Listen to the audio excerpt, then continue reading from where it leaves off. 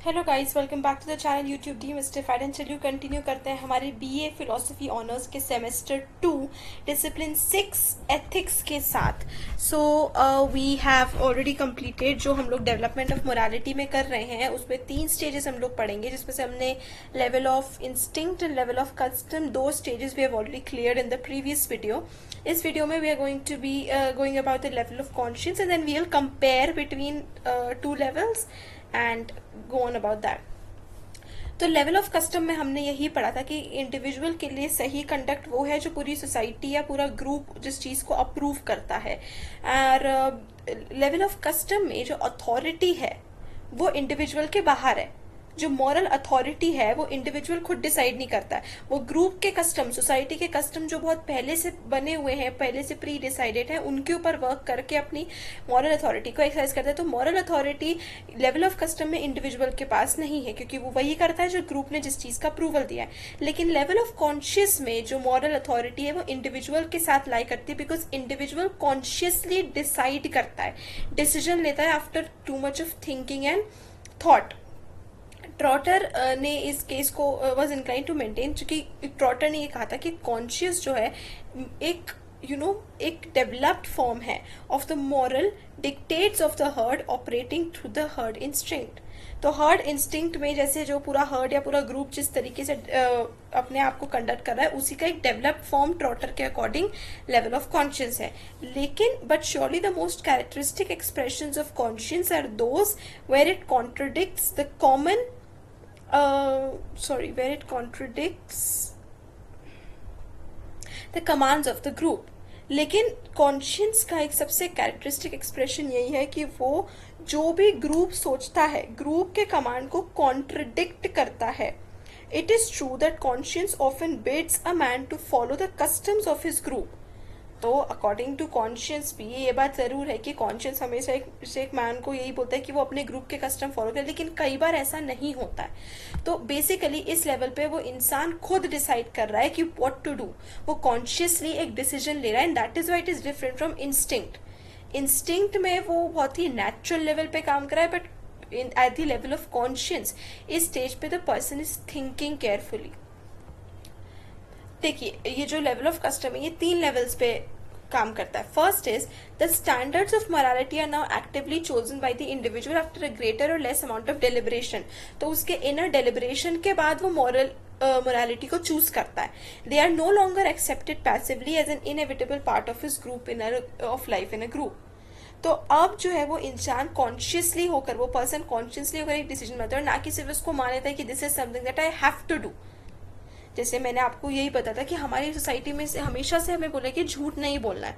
So for us not lying is something that we have to do, we don't have a choice other than that, it is an inevitable part of our life. लेकिन level of conscious में we think कि क्यों, जैसे मैंने आपको previous video में example दिया था कि suppose you have not done your homework, okay, you are playing your game and you really want to play the game that moment. मतलब आपको गेम खेला था, आपने होमवर्क नहीं किया, आपकी मदर ने पूछा did you do your homework and you said yes I did it, and 2 घंटे बाद आप गेम खत्म करके and you do the homework. तो मैं आपको सिर्फ एक बार बता रही हूँ कि वहां पे what harm had it made, lying, झूठ बोलने से क्या उसमें फर्क पड़ा। आपने अपना काम अपने टाइम पर खत्म कर लिया एंड यू न्यू कि अगर आप अगर आप बोलोगे कि आपने होमवर्क नहीं किया तो आपकी मदर आपको गेम बंद करवा के होमवर्क करने का बोलेगी। You wanted to play the game. तो ऐसे केस में मैं आपसे पूछूं कि झूठ बोलने से क्या हार्म हुआ ना। अगर हमें ये लग रहा है कि यार झूठ बोलना गलत था, झूठ होता है, तो वो इसलिए क्योंकि वो हमारा हर्ड इंस्टिंक्ट है। क्योंकि हमेशा से हमें पता है कि झूठ नहीं बोला, तो हमें लगता है कि झूठ तो किसी भी सिचुएशन में गलत ही है। तो सेकेंड डायरेक्शन जिसमें होता है there is a new personal interest in morality. अब मोरालिटी में एक अपना पर्सनल इंटरेस्ट होता है, हम खुद सोचने लगते हैं कि whether whatever we are doing, या जो भी हमारा कस्टम है, स्टैंडर्ड है जो हमसे करने के लिए बोल रहा है, क्या वो एक्चुअली में सही है। ग्रुप लेवल पे जो मॉरल स्टैंडर्ड्स है वो मोर और less unconsciously accepted as part of the moral atmosphere. तो ग्रुप लेवल या कस्टम लेवल पे हम लोग अनकॉन्शियसली उसको एक्सेप्ट करते हैं कि यही हमारा स्टैंडर्ड है, यही मॉरली करेक्ट है।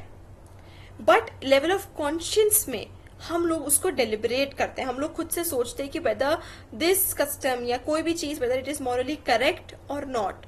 We may indeed define individualism as the assertion by the individual of his own opinions and beliefs, कि वो खुद इंडिविजुअल जो बिलीव करता है उसको असर्ट करना अपने इंटरेस्ट, अपनी इंडिपेंडेंस से, और वो स्टैंडर्ड्स या ग्रुप या कस्टम जो ग्रुप स्टैंडर्ड्स जो ग्रुप ने बनाए हैं उसके ऊपर जाकर वो खुद से डेलिब्रेशन करता है.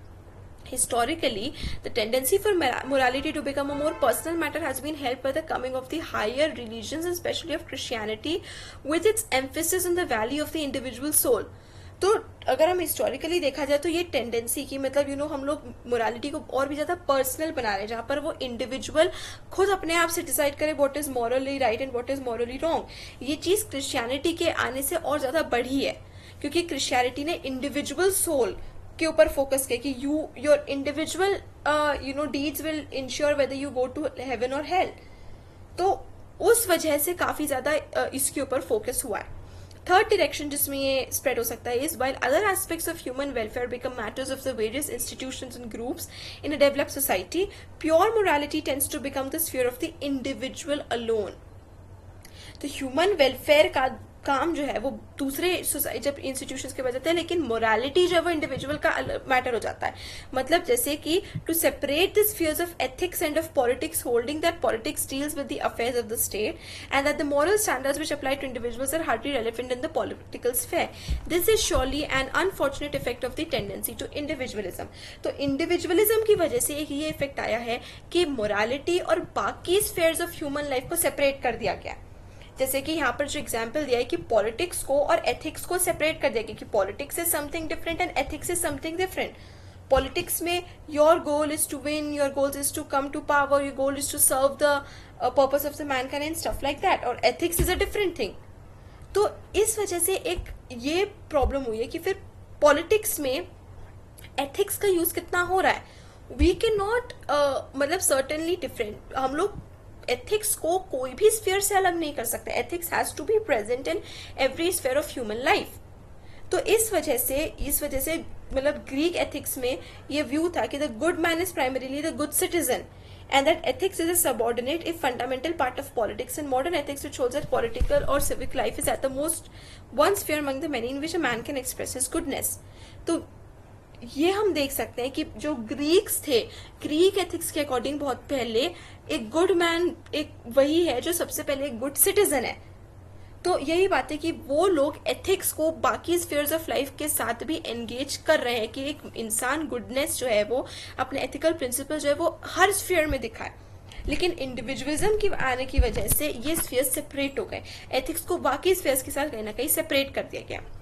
लेवल ऑफ कस्टम से लेवल ऑफ कॉन्शियस में जो डेवलप करा हुआ है ये हिस्टोरिकल एक्सीडेंट्स की वजह से डेवलप हुआ है. According to the we have seen how the spread of Christianity aided that individualistic outlook, कि क्रिश्चियनिटी की वजह से कहीं ना कहीं इंडिविजुअलिज्म स्प्रेड हुआ है.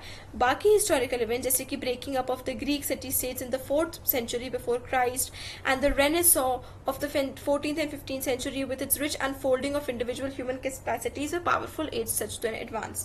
तो ये जो रेनेसॉ हुआ है या फिर ये सिटी स्टेट्स का फॉर्मेशन, नेशन स्टेट्स का फॉर्मेशन, इन सब की वजह से इंडिविजुअलिज्म को बहुत ज्यादा पावर मिली है. The movement from customary morality to individual reflective morality is one, however, which depends on the fundamental tendencies of human nature, which only receive a new impetus from which such historical events have been mentioned. In all men, there are two opposing tendencies. हर किसी में दो opposing tendencies होती है जो हम लोग label करते हैं हॉर्मिक और न्यूनिक tendencies, or tendency to be always seeking something new and the tendency to cling firmly to the old. तो एक टेंडेंसी है हॉर्मिक टेंडेंसी, मतलब टू चेंज, कोई नई चीज लाना, कोई नई चीज के साथ एक्सपेरिमेंट करना, और दूसरी है नेमिक टेंडेंसी. तो ये नेमिक टेंडेंसी मतलब कि जो चलता आ रहा है उसी को चलते रहने दो, उसी ट्रेडिशन को हम लोग फॉलो करते रहे. तो W.S. गिलबर्ट अपनी राइटिंग के थ्रू ये दोनों tendencies that every boy and every girl that's born into the world alive is either a little liberal और एल्स अ लिटिल कंजर्वेटिव. तो कंजर्वेटिव मतलब नेमिक टेंडेंसी की वो अपनी जो चलता आ रहा है उसी के साथ स्टिक रहे, एंड देन अ लिबरल तो वी नो कि the tendency to try out something new. He might have said that equally true, he said equally truly that each new child is both liberal and conservative at the same time. तो या तो उन्होंने कहा है कि हर एक boy और girl जो मतलब पैदा या तो वो लिबरल है या कंजर्वेटिव है, या उन्होंने ये भी कहा सकता है कि वो दोनों भी है, वो लिबरल भी है वो कंजर्वेटिव भी है एक ही टाइम पर, कि हर किसी में टेंडेंसी कि कुछ स्फीयर्स में वो पुराने पर ही स्टिक रहे और कुछ स्फीयर्स में वो आगे बढ़े. The mimetic tendency by itself favors the continuance of the level of custom. तो नेमिक टेंडेंसी जैसे कि ये है कि पुराने जो चलता आ रहा है लेवल ऑफ कस्टम के साथ चलते रहना, और हॉर्मिक टेंडेंसी जो है वो नए मतलब यू नो आपके मॉरल स्टैंडर्ड्स को रिफ्यूज करके या जो कस्टम हो उसको रिफ्यूज करके and trying out something new. This is the reason why moralist often distrust those with new ideas. तो मॉरलिस्ट जो है वो अक्सर न्यू आइडियाज जिनके पास होते हैं या जो न्यू जिनके पास हॉर्मिक टेंडेंसीज होते हैं उनको डिस्ट्रस्ट करते हैं, क्योंकि वो अक्सर ट्रेडिशनल मॉरल स्टैंडर्ड्स को डिफाई करते हैं. तो ये स्ट्रगल है between two tendencies with in the individual. वो इंडिविजुअल के अंदर आता है, वो उसके खुद के रिफ्लेक्शन में आता है कि what should it do, should it go with the new or stick to the old.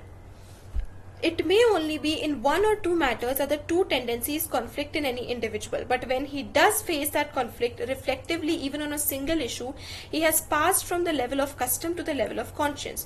तो अगर कोई individual किसी एक issue पर भी खुद रिफ्लेक्ट करता है कि वेदर जो वो कर रहा है वो मॉरली राइट है या रॉन्ग है, चाहे वो कस्टम वाला इशू ही हो, क्योंकि चाहे वो लेवल ऑफ कस्टम से अप्रूव्ड हो, लेकिन अगर वो किसी एक उस टॉपिक पर भी रिफ्लेक्शन करता है तो वो लेवल ऑफ कस्टम से आगे बढ़कर लेवल ऑफ कॉन्शियस पे पहुंच चुका है. एक और फैक्टर ह्यूमन नेचर का जो इस एडवांसमेंट में लाता है लेवल ऑफ कस्टम से लेवल ऑफ कॉन्शियस में, is the conflict between interest of the individual and interest of the group as a whole. कि जब इंडिविजुअल और के इंटरेस्ट और ग्रुप के इंटरेस्ट एक दूसरे के साथ क्लैश करते हैं, उस स्टेज पर भी जो पर्सन है वो लेवल ऑफ कस्टम से आगे बढ़ के लेवल ऑफ कॉन्शियस पे पहुंच जाता है. It is characteristic of the customary level of morality that the individual has no other interest than those of his group. तो according to level of custom, जो group का interest है वही individual का interest भी है.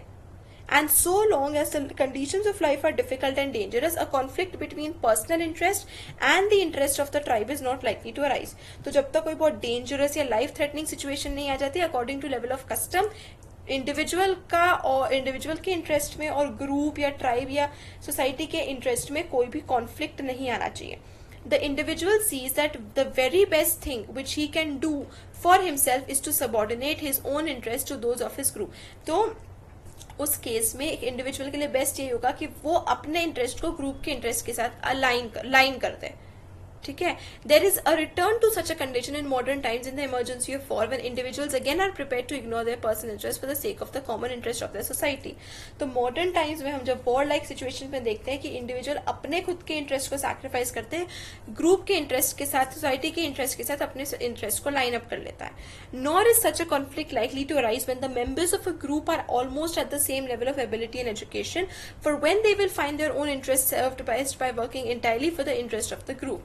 तो ऐसा कॉन्फ्लिक्ट इंडिविजुअल और ग्रुप के इंटरेस्ट के बीच में कॉन्फ्लिक्ट तब भी नहीं आएगा, क्योंकि अगर सबकी लेवल ऑफ एजुकेशन और एबिलिटी सेम है तो वो ये देखेंगे कि जैसा ग्रुप काम कर रहा है वो उसके लिए भी वैसे ही वर्क कर रहा है, उसके भी काम पूरे हो रहे हैं.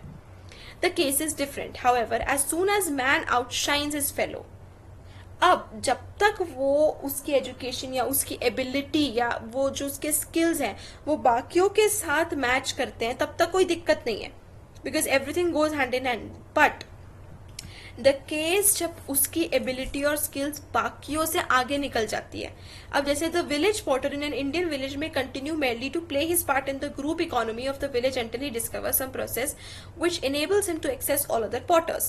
Then people come from other villages to buy his pots and he will be tempted to go and sell for his own personal gain in a more advantageous market. तो एक तो है कि एक पॉटर जब वो अपने ही गांव में बेच रहा है तो उससे उसकी पूरी गांव की इकोनॉमी रन हो रही है. लेकिन अब अगर उसे पता चल जाता है कि अगर वो दूसरे गांव जाके बेचेगा उसे और भी ज्यादा प्रॉफिट होगा, वो और बड़े स्केल पे अपना बिजनेस करता है और वो बाहर जाके बेचने लग जाता है. सो दैट मीन्स उसका अब इंटरेस्ट जो है वो सोसाइटी या ग्रुप के इंटरेस्ट के साथ क्लैश कर रहा है. For our purpose, the relevant result is that he begins to think of his own interest as something different from the interest of his group. अब उस मैन ने क्योंकि अपना वो खुद आउटशाइन कर गया, उसके जो पॉटरी प्रोडक्ट्स है वो बाकी पॉटर्स से बेहतर है, तो बाकी विलेजेस के लोग उससे खरीदना चाहते हैं. तो अब क्योंकि उसने अपने फेलो मेन से आउटशाइन किया तो उसका इंटरेस्ट और ग्रुप का इंटरेस्ट जो है वो चेंज हो गया. सर्कमस्टांसेस में हेसन the conflict between group and individual interest. अब ऐसे सर्कमस्टांसेस हो सकते हैं जो उसके इंडिविजुअल और ग्रुप इंटरेस्ट को और ज्यादा राइज कर दे. अब मान लीजिए कि अब फेमाइन का टाइम आ गया, लोगों के पास खाने पीने को नहीं है, पैसे की कमी हो रही है, तो ऐसे केसेस में इंडिविजुअल जो है वो अपना इंटरेस्ट, मतलब for example may drive the energetic individuals away from the area of their tribe to seek their living elsewhere. तो अब ऐसे केसेस में दो चीजें हो सकती है कि या तो पहला तो वो इंडिविजुअल जो है वो गांव छोड़ के चले जाए, या वो अपने खुद के लिए देखे, अपना खुद का काम, अपना इंटरेस्ट आगे रखे, क्योंकि उस इंडिविजुअल को सर्वाइव करना है. और अगर वो इंडिविजुअल फॉर एग्जाम्पल गांव छोड़ के ही बाहर चलता है कि गांव में खाने पीने को नहीं है, फेमाइन आ गया, तो वो दूसरे गांव में रिलोकेट हो जाता है. तो ऐसे में फिर उस इंडिविजुअल के इंटरेस्ट ग्रुप के इंडिविजुअल के साथ मैच नहीं करेंगे, वो चेंज हो जाएंगे, क्योंकि वो इंडिविजुअल कहीं और जाके रहने लग गया. War, industrial development and indeed outside change of any kind are likely to offer opportunities for new leaders, and the new leader is likely to find his own interest to be different from those of the tribe with its established chief.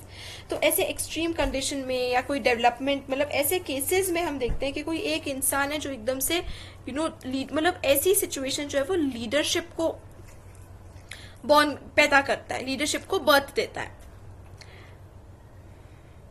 Yet it would be wrong to suggest that the assertion of individual interest is a late development, for from the very beginning there is in each individual an instinct of self-assertion. लेकिन ये कहना गलत होगा कि level of custom के बाद level of conscious आता है, या पर्सन के इंडिविजुअल इंटरेस्ट जो है वो एक टाइम के बाद जब मैन आउटशाइन कर जाता है उसके बाद उसका इंटरेस्ट ग्रुप इंटरेस्ट के साथ कॉन्फ्लिक्ट में आता है. नो, वी कैन नॉट, क्योंकि ये चीज हम हमेशा से देखते हैं कि सेल्फ असर्शन वाली जो इंस्टिंक्ट है वो हमेशा से इंडिविजुअल में थी, अपने इंटरेस्ट को फॉलो करने की. लेवल ऑफ कस्टम में the expressions of this instinct में be kept in strict control by the customs of the tribe.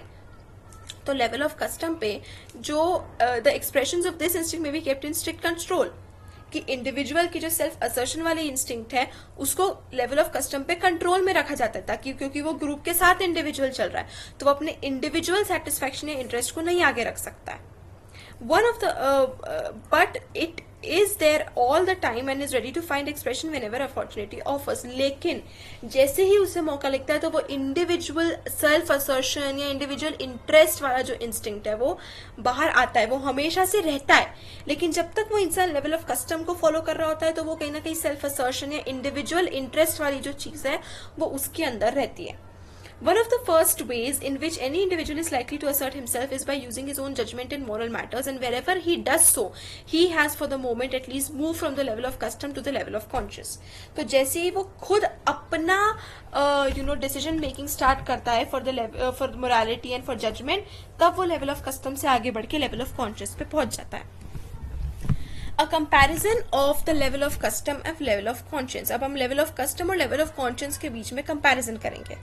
Morality today in most parts of the world is largely a matter of custom, with here and there individuals reflecting on moral matters and under the guidance of conscience, refusing to accept the customs of their country आज के time में morality world के ज्यादातर parts में एक matter of custom है.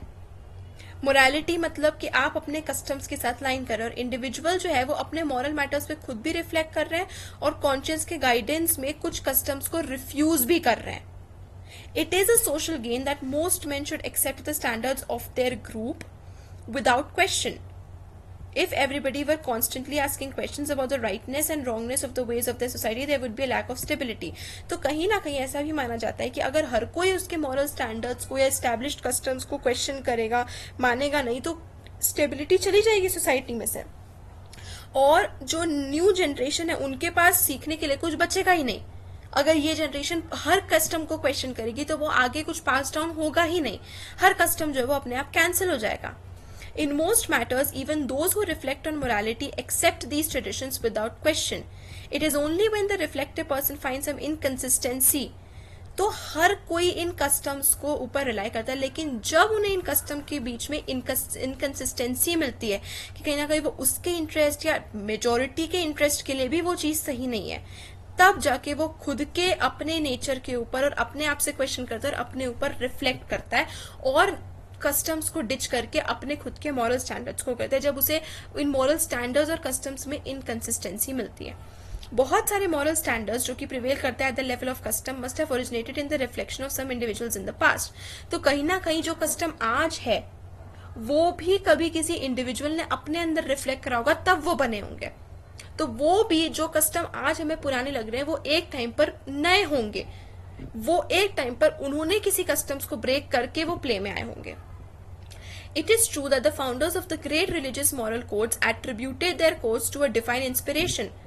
तो ये है कि जिन्होंने ग्रेट रिलीजियस मॉरल कोड्स बनाए हैं उनके फाउंडर्स ने अपने इन कोड्स को किसके ऊपर वो करा है कि कोई डिवाइन पावर है, डिवाइन इंस्पिरेशन है जिन्होंने इस मॉरल कोड्स को सेटअप किया है। लेकिन जो डिवाइन इंस्पिरेशन है came through the individual conscious and must have been coloured by the moral reflections of the human instrument. लेकिन हम इस चीज को डिफाइन नहीं कर सकते, इस चीज को हम लोग मना नहीं कर सकते कि जो डिवाइन इंस्पिरेशन पे आगा वो ह्यूमन के थ्रू ही तो आया है। तो कहीं ना कहीं human intentions, human moral judgement ने उसको अफेक्ट करा होगा। भले ही जो जैसे वो बड़े फाउंडर्स बोल रहे होंगे, हो सकता है कि मान भी लो कि वो डिवाइन ऑर्डर ही होगा, लेकिन कहीं ना कहीं वो डिवाइन ऑर्डर भी थ्रू ह्यूमन आया है और ह्यूमन जजमेंट से पास हुआ है।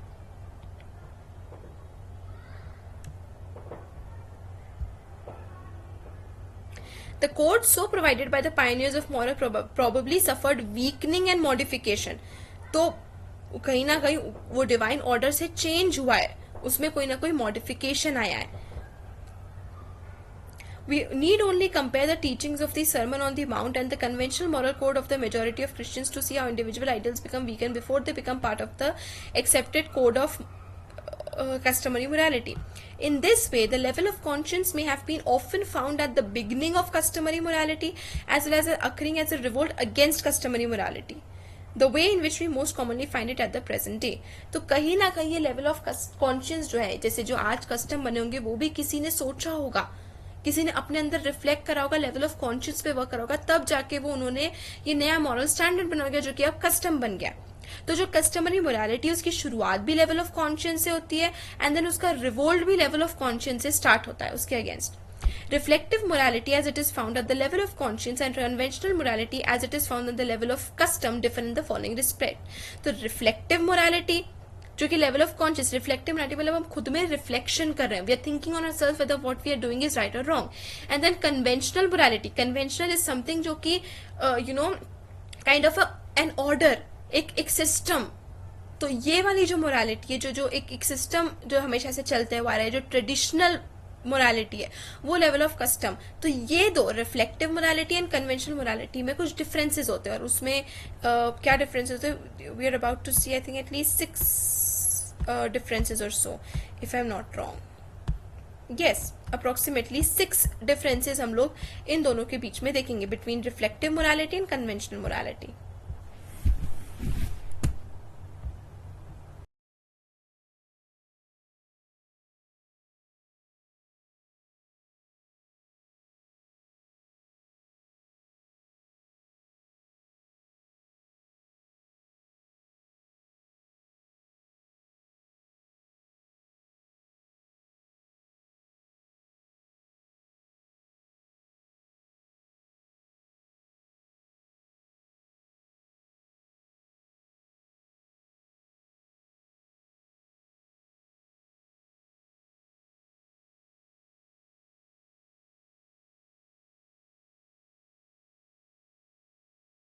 So, the first difference, at the level of custom, what is done and what is not done may not be what we would call moral matters at all.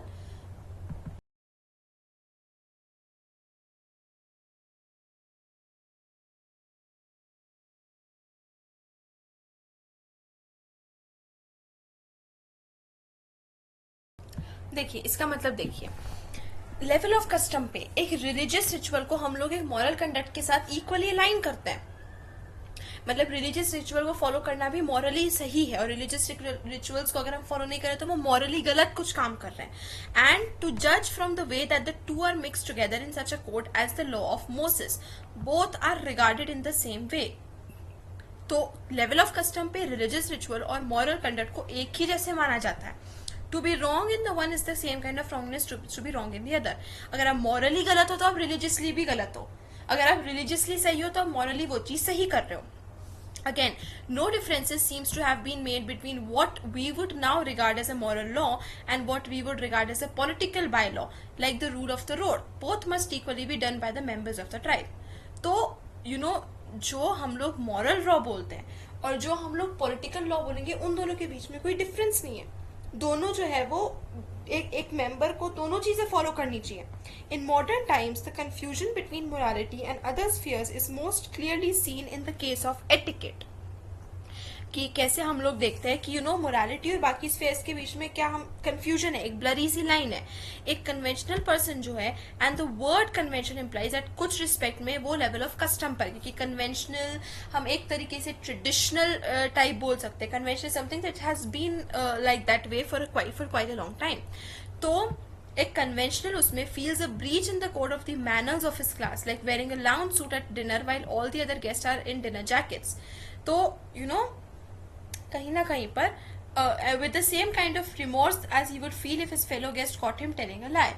तो एक इंसान के लिए एक कन्वेंशनल लेवल पे अगर वो एक ऐसी पार्टी में जाए उसे फॉर्मल ड्रेसअप करना था और वहां पे वो इनफॉर्मल कपड़े, नाइट सूट और कैजुअल जीन्स टॉप पहन के जा रहा है, so that thing is same as if his fellow members, fellow friends मतलब catch him telling a lie कि ओके हमने उसने पकड़ लिया कि वो झूठ बोल रहा है, तो वो उसका झूठ बोलना पकड़ा जाना है और उसके लिए इस तरीके से ड्रेसअप करना is the same thing at the level of custom या कन्वेंशनल मोरालिटी में. रिफ्लेक्टिव मोरालिटी दूसरे हाथ पे makes a distinction very clear. Reflective morality में जो चीज मॉरली रॉन्ग है और जो चीज डिसअप्रूव्ड है बाकी ग्राउंड्स में, वो दोनों चीजें अलग है. Okay, a heretical way of performing a religious rite may, for example, cause social disorder, as when lords, sorry, I missed a line. And what is merely true on other grounds, although it may admit that these other breaches of custom may have indirect moral effects. तो reflective morality के case में आप एक breach कर रहे हो तो जरूरी नहीं कि वो morally wrong ही होगा, उसके बीच में एक difference है. लेकिन ये जरूर हो सकता है कि उस breach के कारण कुछ दूसरे गलत मॉरल इफेक्ट्स हो रहे हो. But what is morally wrong and what is just a breach on other grounds are totally different things. जैसे कि when Lord's liturgy was used in Edinburgh in 1637, disobedience of the rule of the road may cause an accident endangering life. जैसे कि अगर आप traffic rules को follow नहीं कर रहे हो तो उससे एक्सीडेंट होने का चांस है. Now if you not following the traffic rules it may not be morally wrong, लेकिन उसके मॉरल इफेक्ट्स ये हो सकते हैं कि आपके ट्रैफिक रूल्स फॉलो ना करने की वजह से एक्सीडेंट हो सकता है, कोई हर्ट हो सकता है, कोई इंजर हो सकता है. और अगर अब आप एक रिफ्लेक्टिव मोरालिटी के केस में आप कैजुअल जीन्स टॉप में जा रहे हो एक फॉर्मल पार्टी में, तो वो मॉरली रॉन्ग नहीं है, लेकिन उसका मॉरल रेपरकशन ये हो सकता है कि जिसने भी पार्टी होस्ट करी उससे बुरा लगे कि when I decided on a theme that it was a formal party and this man is paid no attention, no effort to get dressed up, कि उसका मन ही नहीं था कि वो मेरी पार्टी के लिए he doesn't give that much importance to my party, my affairs या मेरी फीलिंग्स को, तो वो उसके मॉरल रेपरकशन जरूर हो सकते हैं. लेवल ऑफ कॉन्शियस में we see just what is moral about them and distinguish if what is merely customary and this is our first grade gain. तो लेवल ऑफ कॉन्शियस में हम लोग कस्टमरी को मॉरली राइट एंड रॉन्ग के साथ distinguish करते कि क्या चीज एक्चुअली में कन्वेंशनल कस्टमरी है या और क्या चीज एक्चुअली में मॉरली राइट या रॉन्ग है. Second difference, at the level of custom, the business of the individual is to observe it to follow the habit of others. The level of custom पे जो बाकी लोग करते हैं वही उसी को फॉलो करना, उसी को ऑब्जर्व करना इंडिविजुअल का काम होता है. इस लेवल पे it even be a disadvantage to morality for him to observe too closely and attentively, for the individual is more likely to enter into a moral outlook of his group in the if the natural tendency of sympathy, imitativeness and suggestibility are allowed a free and half conscious play without the interference of deliberate attention which may lead to critical reflection.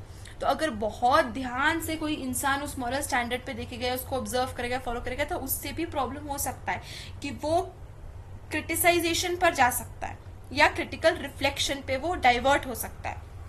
दूसरी तरफ the task of the individual at the level of conscious is to reflect on the custom of his group.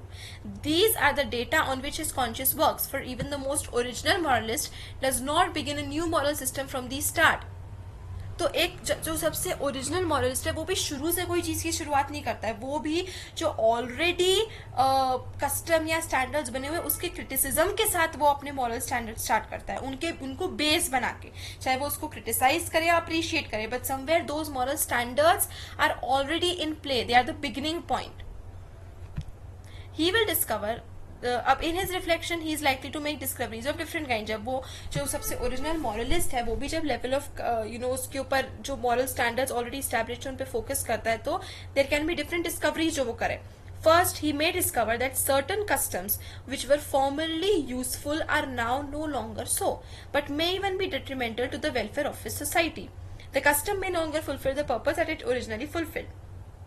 एक discovery वो ये कर सकता है कि यह जो कस्टम है वो अपना पर्पस ऑफ फुलफिल है, वो कोई काम का नहीं है, जो पहले वो जिस पर्पस के लिए बनाया गया था वो काम का नहीं. जैसे कि the prohibition of the taking of interest in Mohammedan countries was certainly a useful rule. When all the money that was borrowed from consumption by the borrower, but the extension of that custom into industrial communities where money is chiefly borrowed for purposes of production and so performs a useful function in society seems to be socially harmful and quite outside the original purpose of the rule. तो जैसे for example कि Mohammedan community में आप अगर किसी को पैसे उधार में देते हो, तो आप अगर उस पैसे के लिए इंटरेस्ट ले रहे हो, कि आपने जो पैसे किसी को उधार में दिया आप उसके लिए इंटरेस्ट लेना वाज रॉन्ग. और वो कब यूजफुल था, मतलब वो चीज तब था कि जब जो बोरोवर था उसको नीड थी कि वो पैसे अपने that was borrowed for consumption by the borrower, कि वो अपने इंटरेस्ट या अपने काम के लिए था कि वो खुद सरवाइव कर सके, उसके लिए वो मनी बोरो कर रहा था. तो उस टाइम पे मोहम्मदन्स के लिए इंटरेस्ट लेना ये कस्टम था. बट अब जो है वो पैसे किस लिए बोरो किया जाता है कि वो बोरोर खुद के सर्वाइवल या फूड है उसके लिए नहीं, वो इंडस्ट्रियल पर्पसेस के लिए अगर बोरो कर रहा है कि उसे नई फैक्ट्री खोलना है, उसे और ज्यादा प्रॉफिट कमाना, उसे और ज्यादा इनपुट अपने उसमें देना है, तो ऐसे पर्पसेस के लिए अगर आप इंटरेस्ट नहीं ले रहे हो, दैट इज अब ये कस्टम आउटडेटेड हो गया कि आप पैसे उधार पे दे रहे हो लेकिन आप उसके लिए इंटरेस्ट नहीं ले रहे हो, और उसका जो ओरिजिनल पर्पस है उसको वो चीज डिफाई कर रही है कि फिर तो आपका पैसे उधार देना makes no difference to you, आपके लिए और नुकसान वाला काम, लॉस हो गया. हो सकता है कि वो डिस्कवर करे कि कस्टम जो है वो एक दूसरे की मतलब वो इम्पोर्टेंस पे वेराई करते हैं. The paying off the tithes on spices like mint and anise and cumin according to Jewish custom was recognized by Christ as something that ought to be done, but he saw that it was a duty of little importance compared with others such as works of judgment, mercy and faith. तो Christ के लिए जो जैसे कि tax दिया जाता था church को, क्लर्जी को, तो उनके ऊपर जैसे क्यूमिन, स्पाइसेस वगैरह के लिए मतलब ज्यूइश कस्टम्स के हिसाब से स्पाइसेस के ऊपर टैक्स देना मतलब to the church in all वो something of importance. But Christ के लिए वो इतनी इंपॉर्टेंट ड्यूटी नहीं थी जितना ज्यूइश के लिए था, जितना ज्यूज के लिए था. थर्ड थिंग जो वो डिस्कवर कर सकता है कि बहुत सारे कस्टम जो है वो खुद के मॉरल इंटेलिजेंस से जस्टिफाइड नहीं है. The institution of slavery had in the early 19th century a long tradition of custom behind it. तो जैसे स्लेवरी एक ऐसी कस्टम थी जो बहुत लंबे समय से चला था, वो एक कस्टम था, एक मॉरल, वो एक स्टैंडर्ड था, लेकिन वो मॉरली करेक्ट नहीं था. Okay, and its supporters could point out there was not a single word against the institution as such as in the Christian Bible, which was considered to express man's highest moral aspiration. तो जो लोग slavery को practice करते थे वो लोग बोलेंगे कि यार बाइबल में तो स्लेवरी के अगेंस्ट कुछ लिखा ही नहीं हुआ है, और Bible is the highest thing for moral judgement, हम उसको फॉलो करते हैं, अपने सभी हम लोग मॉरली करेक्ट है, और बाइबल में स्लेवरी के अगेंस्ट कोई चीज लिखी नहीं थी. तो and yet to reflective men at the period the institution was recognized a bad one and that had got to be rid of. तो कस्टमरी लेवल पे slavery as an institution was right, क्यों? क्योंकि Bible में उसके बारे में कुछ against नहीं था, लेकिन रिफ्लेक्टिव लेवल पे वो बहुत गलत था. प्रेजेंट डे पे जो पैसिफिस्ट है वो custom of fighting for the defence of one's country को गलत मानते हैं. जो पैसिफिस्ट होते हैं वो नॉन वायलेंस के थ्रू या फिर थ्रू पीस वो लोग अपने सोल्यूशंस को सॉल्व करना चाहते हैं, which has certainly a long tradition of moral approval. तो इस चीज को मॉरली बहुत लंबे समय से अप्रूव किया जाता है कि नॉन वायलेंस को कंडेम करा जाए, ये सब. द पैसिफिस्ट ऑफ कोर्स में be wrong, but today present day में हो सकता है कि वो पैसिफिस्ट गलत हो. कुछ चीजों के लिए हो सकता है फाइटिंग जरूरी हो, कुछ गलत को रोकने के लिए हो सकता है कि वायलेंस की जरूरत हो. For the fallible individual may be led to wrong conclusions by his reflections. But whether right or wrong, he has taken the matter of fighting from the level of custom to the level of conscience, as the name conscientious objector given to the pacifist in time of war suggests. All such reflection is stimulated and aided by the comparison of the moral code of one's group with those of other group. तो ये reflection जो है ये कैसे arise होता है? जब हम एक ग्रुप के उसको मॉरल कोड्स को दूसरे ग्रुप के साथ कंपेयर करते हैं, तब हम कहीं ना कहीं सोचते हैं कि whether whatever custom we have is morally right और रॉन्ग.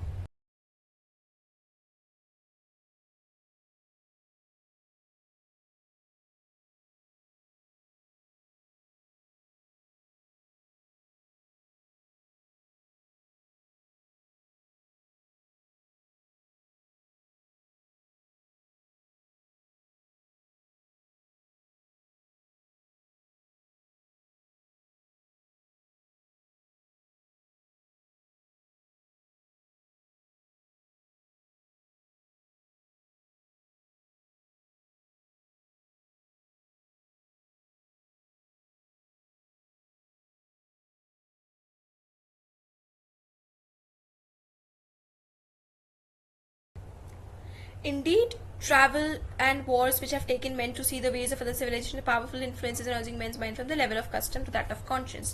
तो ट्रैवल करना, वॉर जैसी सिचुएशन, जब हम एक कंट्री से दूसरी कंट्री में ट्रैवल करते हैं, ऐसी बहुत सारी सिचुएशन. आज भी जो ग्लोबलाइजेशन जिस तरीके से हो रहा है कि जो न्यूज स्प्रेड हो रही है, सोशलाइजेशन हो रहा है थ्रू इंटरनेट, और ये सारे डिफरेंट मीन्स हैं जिस वजह से मैन जो है वो लेवल ऑफ कस्टम से लेवल ऑफ कॉन्शियस पे मूव करा है.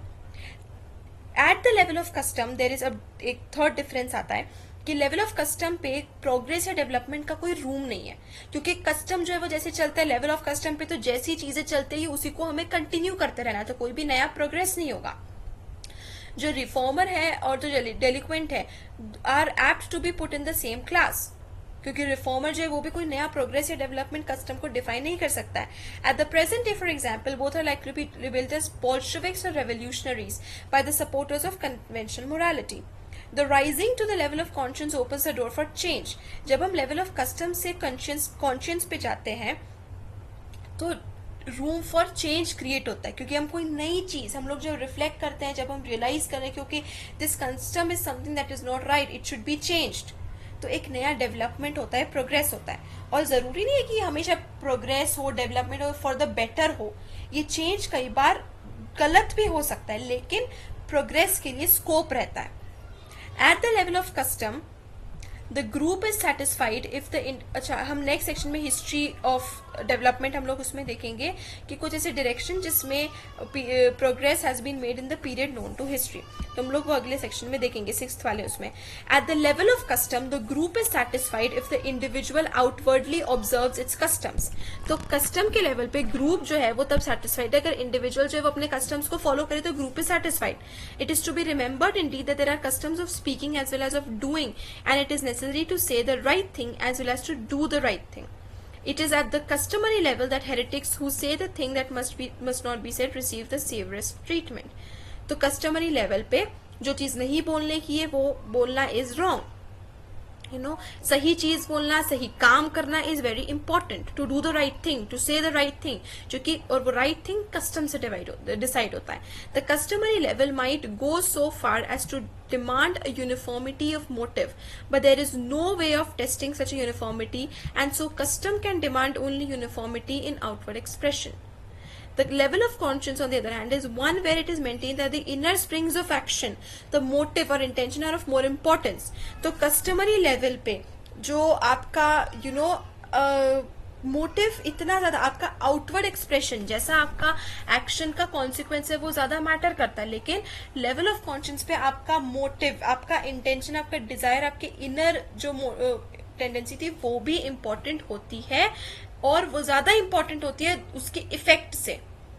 लेवल ऑफ कॉन्शियस पे हो सकता है कि आपका कॉन्सिक्वेंस जैसा आपने एक्सपेक्ट किया था वैसे है, लेकिन अगर आपका उसका मोटिव सही था, आपका उसके इंटेंशन सही था, so that action may not be morally wrong.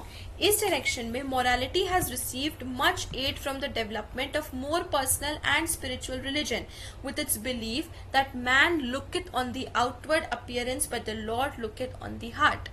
तो ये इससे इस लेवल ऑफ कॉन्शियस से कहीं ना कहीं स्पिरिचुअलिटी का बर्थ हुआ है कि जो गॉड है वो आपके हार्ट पे ज्यादा देखते हैं कि आपका इंटेंशन क्या था, आपका मोटिव क्या था, और ना कि आपने जो किया उसका कॉन्सिक्वेंस कितना. इसका मतलब ये नहीं कि whatever you just keep doing कि मेरा इंटेंशन सही था वो था, no, but on a different level. The fifth difference is कि लेवल ऑफ कस्टम जो है वो मोरालिटी को at rather a dead level throughout the community maintain करने की कोशिश करता है कि वो कम्युनिटी फॉलो करिए उस लेवल पे वो मोरालिटी को मेंटेन करने की कोशिश करता है. पेनफुल पनिशमेंट्स जो है कि कोई भी अगर मोरालिटी मतलब कस्टमरी मोरालिटी या फिर सोसाइटी के उससे डिफ्लेक्ट होता है तो उसको punishment दी जाएगी, but there is little encouragement and it's sometimes even some danger for the individual who aspires to rise much above the average level of his fellows. तो जो अगर बाहर निकल के आउटशाइन करके कुछ प्रोग्रेस करने की कोशिश करता है तो उसको बहुत ही ज्यादा बुरी तरीके से ट्रीटमेंट मिलता है. जैसे for the politician who has little concern with anything but the smooth running of the state, there is much advantage in the maintenance of the level of custom. It avoids disturbance, it prevents serious degradation and does not require on the part of the statesmen the effort of creative thought. तो एक politician के लिए average चलते रहना, बस जो उसका वही करते रहना, दैट इज कस्टमरी. मतलब वो उसके लिए क्रिएटिव होके कुछ अलग करने की कोशिश करना is something that customary morality not actually adds up with. Level of conscious में एक इंडिविजुअल जो है great individual saints are likely to appear, but is also unfortunately one in which the individual who chooses the downward path has little to keep him from utter ruin. तो कहीं ना कहीं customary morality में ये चीज है, ये एक एवरेज चीज मेंटेन की जाती है कि कहीं ना कहीं वो वेलफेयर की, चलो बहुत ज्यादा नहीं हो रहा है पर वो फिर भी मेंटेन्ड है.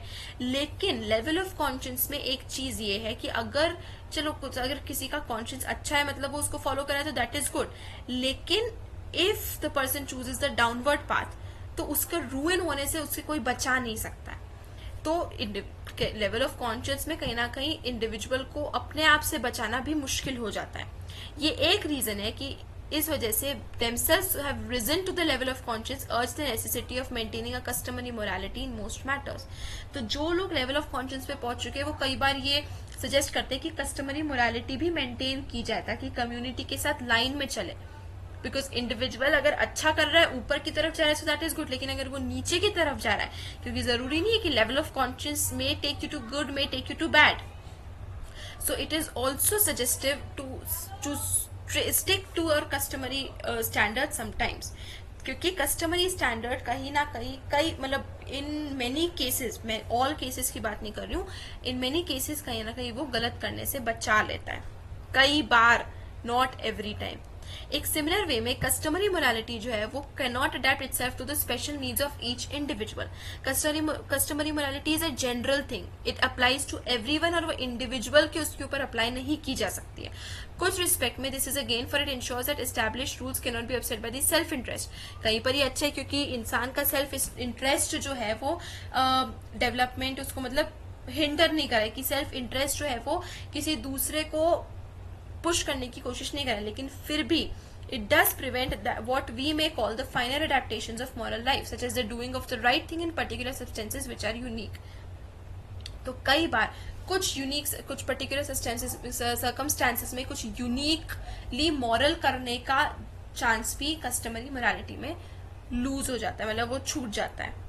It has been a characteristic of the morally best men that they have had the insight to do such unique acts.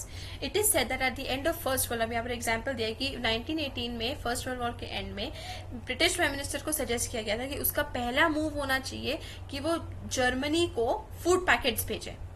Germany जो ब्रिटेन का बहुत वो था, दुश्मन था, जो जर्मनी बार बार ब्रिटेन के ऊपर अटैक कर रहा था, और ऑफ कोर्स ब्रिटेन भी जर्मनी के ऊपर अटैक कर रहा था, तो जर्मन सिविलियंस के ऊपर अटैक कर रहा था. तो ये ब्रिटिश प्राइम मिनिस्टर को सजेस्ट किया था कि वो जर्मनी को फूड पैकेट भेजे. हम ये बिलीव कर सकते कि जो इस सजेशन का जो था, जिसने इस चीज को सजेस्ट करा था, उसका यूनिक इंसाइट था कि दो वो हमारे दुश्मन है बट स्टिल डजंट मीन कि हम उनके सिविलियंस को हेल्प नहीं कर सकते जो उनकी जरूरत है. लेकिन और ये एक्शन मॉरली हो सकता था, राइट हो, बट प्राइम मिनिस्टर ने ऐसा सोचा कि ये करना शायद सही नहीं होगा, बिकॉज कस्टमरी ये चीज गलत देखी जाएगी कि वो हमारे दुश्मन हैं और हम उन्हीं की मदद कर रहे हैं, उन्हीं को फूड पैकेट, उन्हीं को हेल्प भेजे ताकि वो स्ट्रेंथन होके हमें हमारे ऊपर हमला करने में और ताकतवर हो जाए. Such a comparison may seem altogether in favor of reflective morality at the conscience level, but it is doubtful whether such morality can exist except with the background of customary reality. तो जब हमने ये 6 reasons पढ़े, इसके बाद हम ये कह सकते हैं कि कहीं ना कहीं conscience level of conscience पे जो morality work कर रही है that is better. लेकिन ये बात भी है कि लेवल ऑफ कॉन्शियस में जो रिफ्लेक्टिव मोरालिटी की जब बात कर रहे हैं, वो रिफ्लेक्टिव मोरालिटी कहीं ना कहीं कन्वेंशनल मोरालिटी के बिना एग्जिस्ट नहीं कर सकती है. अगर इंडिविजुअल के पास फ्री चॉइस है मॉरल मैटर्स में, तो उसके पास कोई मॉरल बैकग्राउंड होना चाहिए जिसके स्टैंडर्ड्स को वो बेस बना के जज कर सके. कुछ ऐसा कि उसको अगर कंप्लीट फ्री चॉइस है, कंप्लीट उसके ऊपर कोई बैकग्राउंड नहीं होगा, तो उसके लिए वो जजमेंट करना या free choice banana will be difficult. कि एक वेल एस्टैब्लिश मॉरल ट्रेडिशन ही एक अच्छा बैकग्राउंड प्रोवाइड कर सकता है.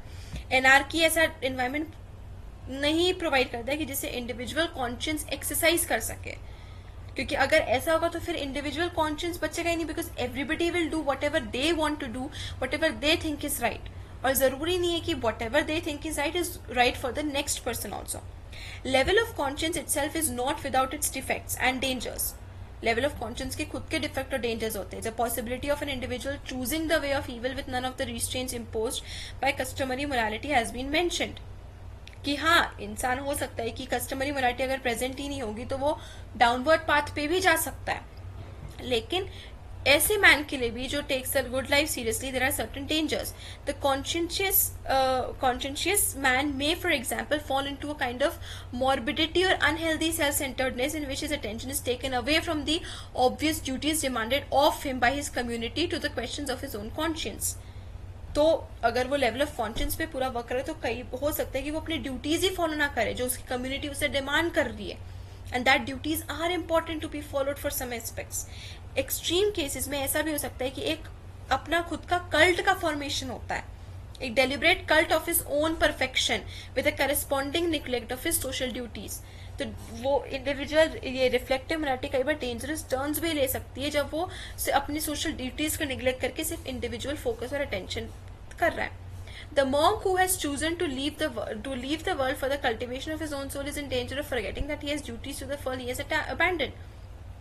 तो एक ऐसा मॉन्क जो दुनियादारी को छोड़ के अपने खुद के लिबरेशन के लिए वर्क कर रहा है, तो उसने अपनी सोशल ड्यूटीज को अबैंडन किया है. It may be that some men give their best service to the world in living the monastic life, but such there must be no morbid self-centeredness. ऐसा भी होता है कि कुछ मॉन्क्स अपने मोनास्टिक लाइफस्टाइल में रहते हुए वर्ल्ड को दे रहे, लेकिन हो सकता है कि वो अगेन कोई ना कोई सेल्फ सेंटर्ड एक्ट हो. Again, the fact that at this level there are so many different spheres of human activity makes it easy for the individual to limit his morality to certain of these spheres. For example, to his leisure and family life, while his business is run for the purpose of making money with no moral consideration except the very limited honesty that business prudence requires. तो difference भी हो जाता है कि वो उसके लिए business करना मतलब सिर्फ पैसे कमाना, ठीक है, बिजनेस ऑनेस्टी को फॉलो करना, बिजनेस रूल्स को फॉलो करना, लेकिन फॉर हिम द बिजनेस कम उसमें कोई मॉरल या एथिक्स इन्वॉल्व नहीं होता है. उसका बिजनेस से एक ही मतलब है, टू अर्न मनी, ताकि वो अपने फैमिली को प्रोवाइड कर सके, खुश रख सके. एक एक्सट्रीम केस में a man may find other spheres of activity so interesting that he ignores morality all together. हो सकता है वो किसी एक स्फीयर को इतना इंटरेस्टिंग माने कि वो मोरालिटी पे बिल्कुल ध्यान ही ना दे. हो सकता है एक आर्टिस्ट जो है वो अपने आर्ट में इतना इंगेज्ड हो कि उसके लिए मोरालिटी मैटर ही नहीं करती हो. वो पूरा लगा हुआ है अपने कैनवस के ऊपर पेंट करने में, उसके लिए कोई फर्क ही नहीं पड़ता झूठ बोलना, सच बोलना, मोरालिटी, बिकॉज वो अपने आर्ट में एब्जॉर्ब्ड है. एक और डेंजर लेवल ऑफ कॉन्शियस का हो सकता है कि एक individual giving up the observance of a moral rule when he no longer understand is meaningful and usefulness. कि वो उस मॉरल रूल का वो ही नहीं समझेगा, कि वो इतना अपने अंदर रिफ्लेक्ट कर रहा है कि उसे मॉरल रूल से कोई मतलब ही नहीं बचता है. Around the institution of marriage, there have gathered in the course of history a great number of customs. Many of these have seemed to the reflective of our own generation to have no significance, and the result has been a tendency to abandon all restraints imposed on tradition. तो अब ऐसा भी देखा जाए कि reflective morality के चलते marriage को एज एन इंस्टीट्यूशन कंडेम किया जाए, क्योंकि कस्टम्स को डिफाई करा जा रहा है, तो मैरिज को भी एक, क्योंकि मैरिज भी एक कस्टम है तो उसको भी डिफाई करा जा रहा है। तो इस वजह से हो रहा है कि वो सारे ही रिस्ट्रेंट्स अबैंडन हो रहे हैं। बिल्कुल उस मैरिज में ऐसा हो सकता है कि उस मैरिज में फिर कोई रिस्ट्रेंट ही ना बचे, कुछ वो मोरल वो ही ना बचे, क्योंकि वो इतना ज्यादा कस्टम से डिफाई हो गया है कि there are no restraints on it, उस रिलेशनशिप का कोई मतलब ही ना बचे।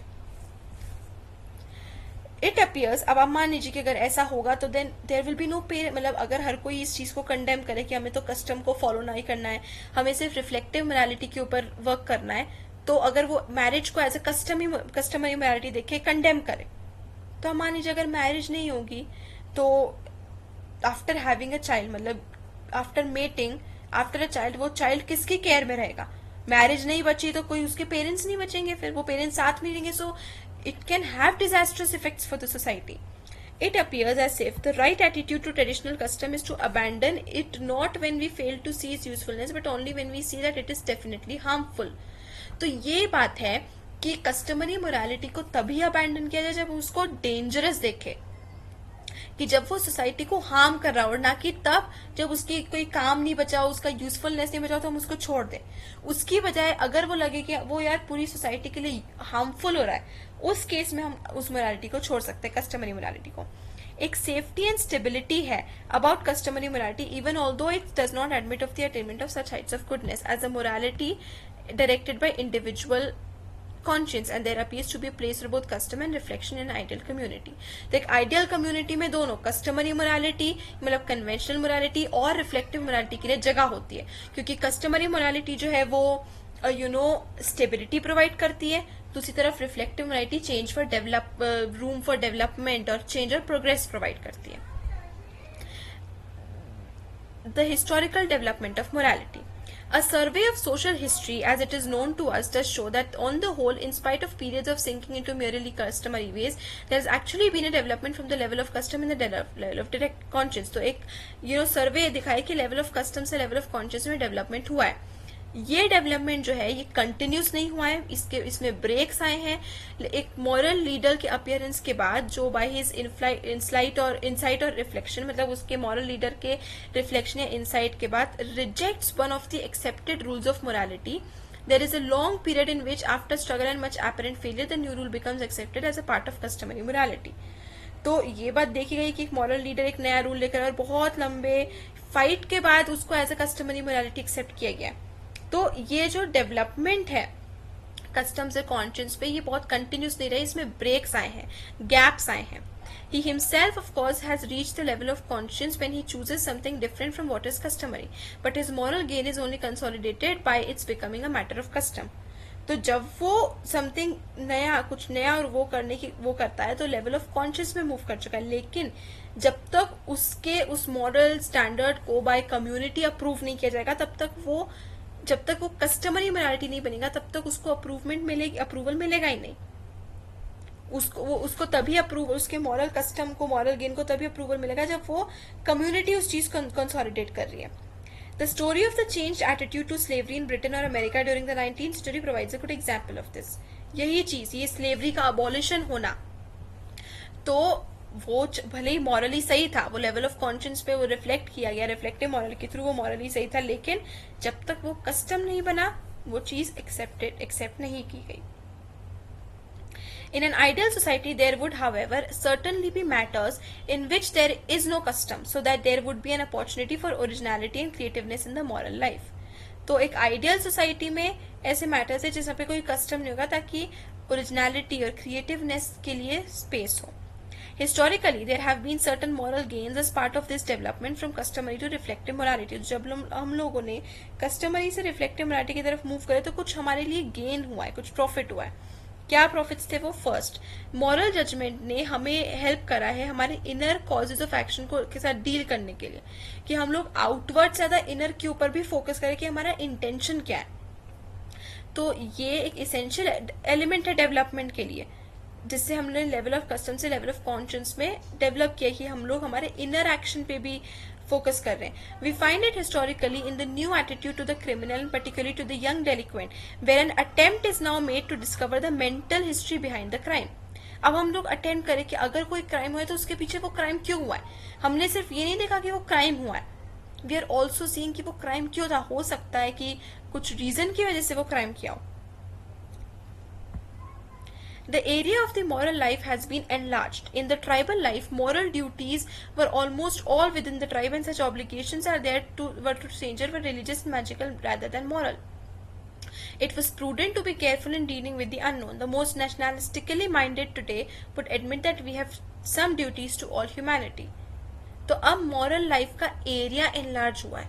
अब सिर्फ एक जैसे कि ट्राइबल लाइफ में मॉरल ड्यूटीज जो थी वो पहले सिर्फ ट्राइब तक सीमित थी, अब जो है वो एक्सपैंड हुई है एक स्ट्रेंजर की. कि अगर एक ट्राइबल लाइफ में जो उनकी मॉरल ड्यूटीज है कि उनको अपने फॉरेस्ट को प्रोटेक्ट करना है, वर्शिप करना है, तो वही चीज अब एक नॉन ट्राइबल के साथ भी स्प्रेड हुई है.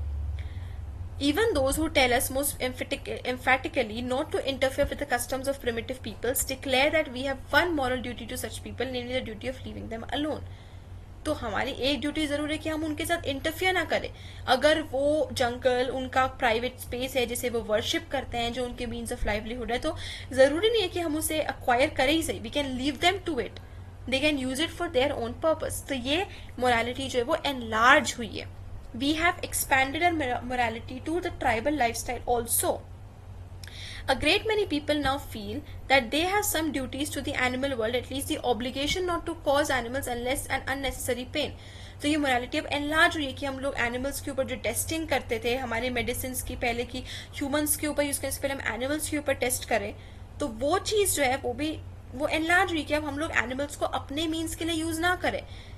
एक सेंचुरी पहले तक इंग्लैंड में या मतलब इंग्लिश स्पोर्ट्स के लिए एनिमल्स को टॉर्चर करना कॉमन था, लेकिन अब जो चीज है वो मॉरली रॉन्ग है. The more humane treatment of animals has been perverted to preferring domestic animals to one's fellow man is a great moral achievement. एक moral achievement ही है कि हम लोग animals को harm ना करें. The development to reflective morality has given अभी third advantage जो reflective morality ने हमें दिया है वो है कि हमें knowledge that morality is something that we can try to understand and the study of ethics belongs to the level of conscience. In India and China, where customary codes of morality have long prevailed, there has been little ethical reflection. तो एक ये चीज हुआ है कि India में, China में customary morality काफी ज्यादा प्रेवलेंट थी, तो लेवल ऑफ रिफ्लेक्शन या फिर रिफ्लेक्टिव मोरालिटी को बहुत कम स्पेस मिली थी. Modern ethics began in those Greek thinkers who themselves passed from the level of custom to level of conscience, particularly Socrates and Sophist.